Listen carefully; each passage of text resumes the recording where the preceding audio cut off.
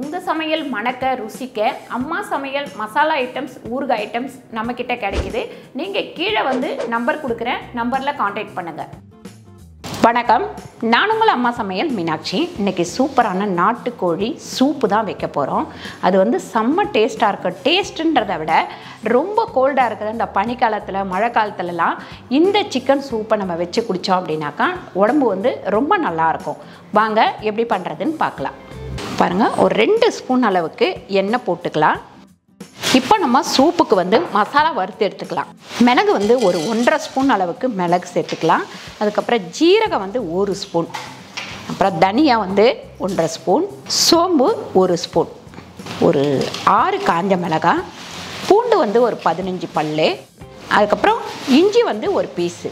பாருங்கள், இது வந்து நல்லா வறுபட்டுருச்சு. இதை ஒரு தட்டில் எடுத்து கொட்டி நல்லா ஆறினோடனே அரைச்சி எடுத்துக்கலாம். இப்போ நம்ம ஒரு 2 ஸ்பூன் அளவுக்கு எண்ணெய் போட்டுக்கலாம். ஒரு 1/4 டீஸ்பூன் ஜீரகம், 1/4 டீஸ்பூன் சோம்பு இதில் சேர்த்துப்போம். அதுக்கப்புறம் வெங்காயம் வந்து ஒரு 100 வெங்காயம், சின்ன வெங்காயம், இது கொஞ்சம் நல்லா வதங்கட்டும். அதுக்கடுத்து கொஞ்சமாக கருவேப்பிலை சேர்த்துக்கலாம். அதுக்கடுத்து தக்காளி, ஒரு தக்காளி, அதையும் சேர்த்து நல்லா வதக்கிப்போம். அதுக்கப்புறம் சிக்கன் வந்து 1/4 கிலோ, இது வந்து நாட்டுக்கோழி. அப்புறம் மஞ்சத்தூள் வந்து ஒரு 1/4 டீஸ்பூன், உப்பு ஒரு 3/4 ஸ்பூன்.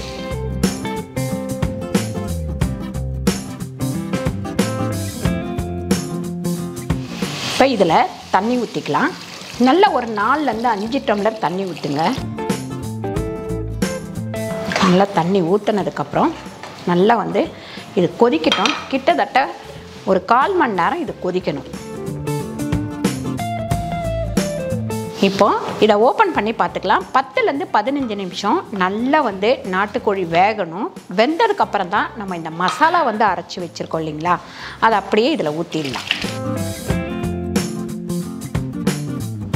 இது ஊற்றினதுக்கப்புறம் ஒரு 10 நிமிஷம் நல்லா கொதிக்கணும். உங்களுக்கு எந்த அளவுக்கு தண்ணி வேணுமோ நல்லா அந்த அளவுக்கு தண்ணி சேர்த்துக்கோங்க. அப்போ தான் வந்து நமக்கு வந்து சூப்பு குடிக்கிறதுக்கு நல்லாயிருக்கும்.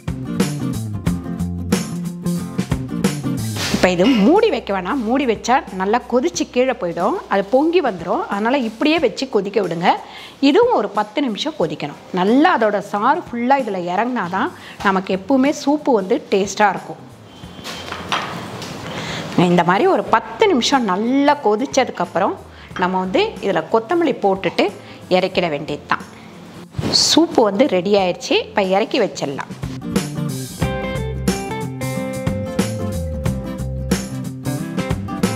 சூப்பரான நாட்டுக்கோழி சூப்பு ரெடி ஆயிடுச்சு.